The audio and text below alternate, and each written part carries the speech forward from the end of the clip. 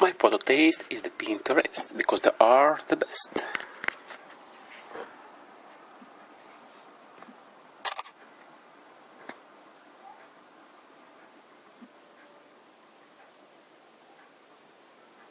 I'm Dan.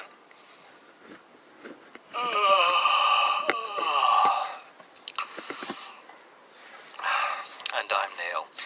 We'll be discussing dogs being used in cancer detection. Everything okay, Neil? Oh, I'm so tired. One of my children is as sick as a dog. I didn't sleep all night long looking after them. As sick as a dog is an expression meaning very ill. I'm sorry to hear it. Try and hold on if you can. Don't worry. There's life in this old dog yet. Good.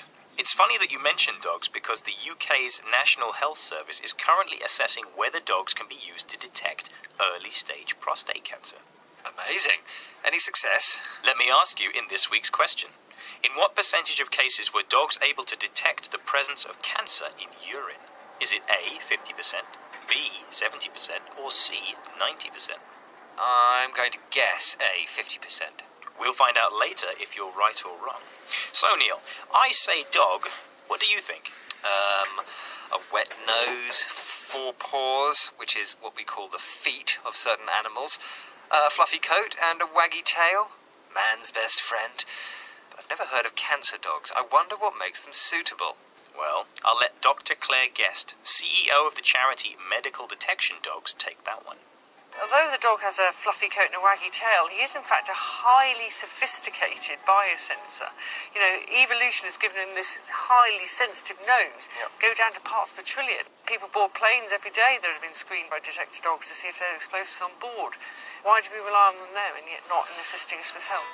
So, dogs have evolved to have a highly developed sense of smell that allows them to act as a biosensor, a sensor which uses a living thing to detect chemicals. Yes, and she mentioned that humans have a history of using dogs in security to screen or examine for suitability for explosives and bombs.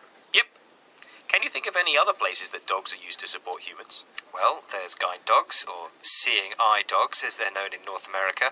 They help people who are blind to avoid danger. Nice. Any more?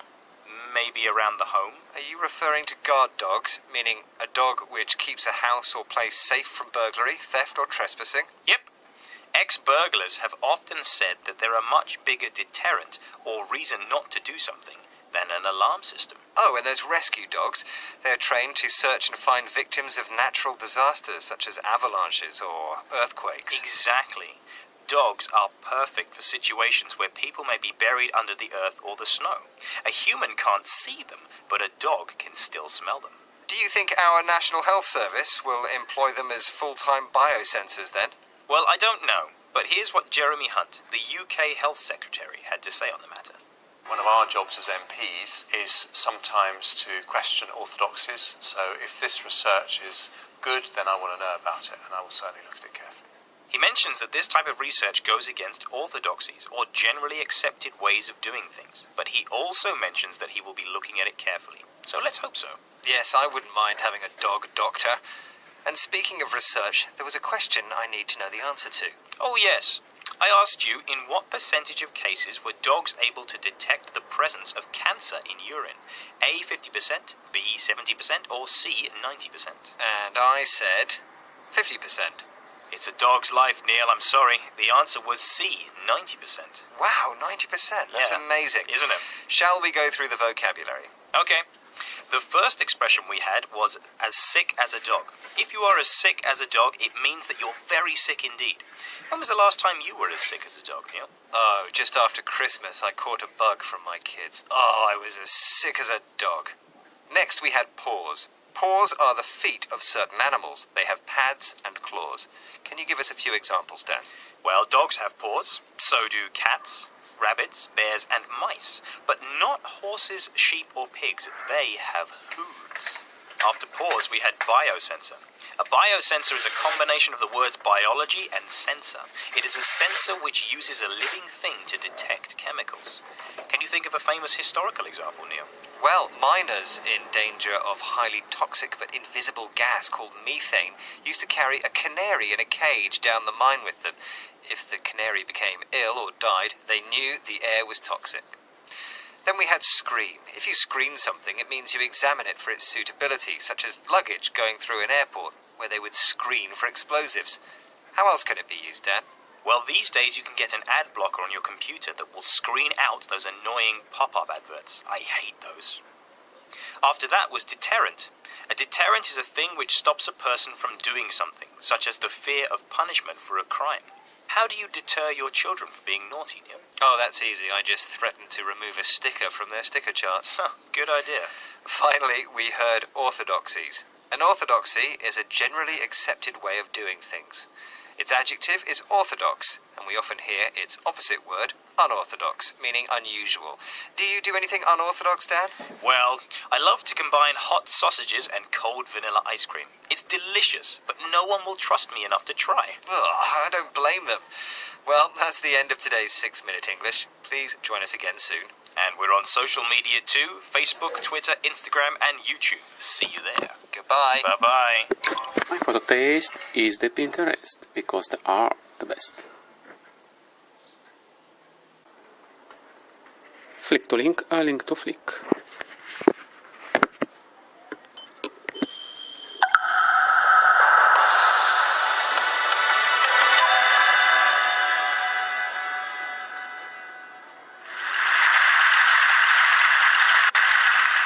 When I was a child, I knew I had superpowers. That's right. I thought I was absolutely amazing because I could understand and relate to the feelings of brown people, like my grandfather, a conservative Muslim guy, and also I could understand my Afghan mother, my Pakistani father, not so religious, but laid back, fairly liberal. And of course, I could understand and relate to the feelings of white people, the white Norwegians of my country. You know, white, brown, whatever, I loved them all. I understood them all, even if they didn't always understand each other. They were all my people. My father, though, was always really worried. He kept saying that even with the best education, I was not going to get a fair shake. I would still face discrimination, according to him, and that the only way to be accepted by white people would be to become famous. Now, mind you, he had this conversation with me when I was 7 years old. So while I'm 7 years old, he said, look, so it's either got to be sports or it's got to be music. He didn't know anything about sports, bless him, so it was music. So when I was 7 years old, he gathered all my toys, all my dolls, and he threw them all away. In exchange, he gave me a crappy little Casio keyboard and and singing lessons, and he forced me basically to practice for hours and hours every single day. Very quickly, he also had me performing for larger and larger audiences, and bizarrely, I became almost a kind of poster child for Norwegian multiculturalism. I felt very proud, of course, because even the newspapers at this point were starting to write nice things about brown people, so I could feel that my superpower was growing. So when I was 12 years old, walking home from school, I took a little detour because I wanted to buy my favorite sweets called Salty Feet. I know they sound kind of awful, but I absolutely love them. They're basically these little salty licorice bits in the shape of feet. And now that I say it out loud, I realize how kind of terrible that sounds. But be that as it may, I absolutely love them. So on my way into the store, there was this grown white guy in the doorway, blocking my way. So I tried to walk around him. And as I did that, he stopped me and he was staring at me. And he spit in my face and he said, "Get out of my way, you little black bitch, you little packy bitch, go back home where you came from." I was absolutely horrified. I was staring at him. I was too afraid to wipe the spit off my face. even as it was mixing with my tears. I remember looking around, hoping that any minute now a grown-up is going to come and make this guy stop. But instead, people kept hurrying past me and pretended not to see me. I was very confused because I was thinking, well, my white people, come on, where are they? What's going on? How come they're not coming and rescuing me? So needless to say, I didn't buy the sweets. I just ran home as fast as I could. Things were still okay though, I thought. As time went on, the more successful I became, I eventually started also attracting harassment from brown people. Some men in my parents' community felt that it was unacceptable and dishonorable for a woman to be involved in music and to be so present in the media. So very quickly, I was starting to become attacked at my own concerts. I remember one of the concerts, I was on stage, I leaned in to the audience, and the last thing I see is a young brown face. And the next thing I know is some sort of chemical is thrown in my eyes. And I remember I couldn't really see and my eyes were watering, but I kept singing anyway. I was spit in the face in the streets of Oslo, this time by brown men. They even tried to kidnap me at one point.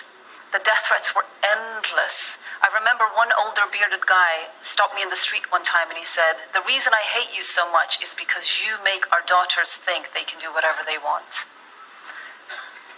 A younger guy warned me to watch my back. He said, "Music is un-Islamic and the job of whores. And if you keep this up, you are going to be raped and your stomach will be cut out so that another whore like you will not be born." Again, I was so confused. I couldn't understand what was going on. My brown people now starting to treat me like this. How come? Instead of bridging the worlds, the two worlds, I felt like I was falling between my two worlds. I suppose for me, spit was kryptonite. So by the time I was 17 years old, the death threats were endless and the harassment was constant. It got so bad, at one point my mother sat me down and said, "Look, we can no longer protect you. We can no longer keep you safe, so you're going to have to go." So I bought a one-way ticket to London. I packed my suitcase and I left. My biggest heartbreak at that point was that nobody said anything. I had a very public exit from Norway. My brown people, my white people, nobody said anything. Nobody said, "Hold on, this is wrong. Support this girl, protect this girl because she's one of us." Nobody said that. Instead, I felt like, at the airport, on the baggage carousel, you have this different suitcases going round and round, and there's always that one suitcase left at the end, the one that nobody wants, the one that nobody comes to claim. I felt like that. I'd never felt so alone. I'd never felt so lost. So after coming to London, I did eventually resume my music career. Different place, but unfortunately the same old story. I remember a message sent to me saying that I was going to be killed and that rivers of blood were going to flow and that I was going to be raped many times before I died. By this point, I have to say I was actually getting used to messages like this. But what became different was that now they started threatening my family. So once again, I packed my suitcase, I left music, and I moved to the US. I'd had enough, didn't want to have anything to do with this anymore. And I was certainly not going to be killed for something that wasn't even my dream. It was my father's choice. So I kind of got lost. I kind of fell apart. But I decided that what I wanted to do is to spend the next however many years of my life supporting young people and to try to be there in some small way, whatever way that I could. So I started volunteering for various organizations that were working with young Muslims inside of Europe. And to my surprise, what I found was so many of these young people were suffering and struggling. They were facing so many problems with their families and their communities who seemed to care more about their honor and their reputation than the happiness and the lives of their own kids. I started feeling like maybe I wasn't so alone, maybe I wasn't so weird. Maybe there are more of my people out there. The thing is, what most people don't understand is that there are So many of us growing up in Europe who are not free to be ourselves. We're not allowed to be who we are. We are not free to marry or to be in relationships with people that we choose. We can't even pick our own career. This is the norm in the Muslim heartlands of Europe. Even in the freest societies in the world, we're not free. Our lives, our dreams, our future does not belong to us. It belongs to our parents and their community. I found endless stories of young people who are lost to all of us, who are invisible to all of us, but who are suffering, and they are suffering alone. Kids that we are losing to forced marriages, to honor-based violence and abuse. So eventually I realized after several years of working with these young people that I will not be able to keep running. I can't spend the rest of my life being scared and hiding, and that I'm actually going to have to do something. And I also realized that my silence, our silence, allows abuse like this to continue. So I decided that I wanted to put my childhood Click superpower to link, a link to by flick. trying to My photo taste is the Pinterest because they are the best.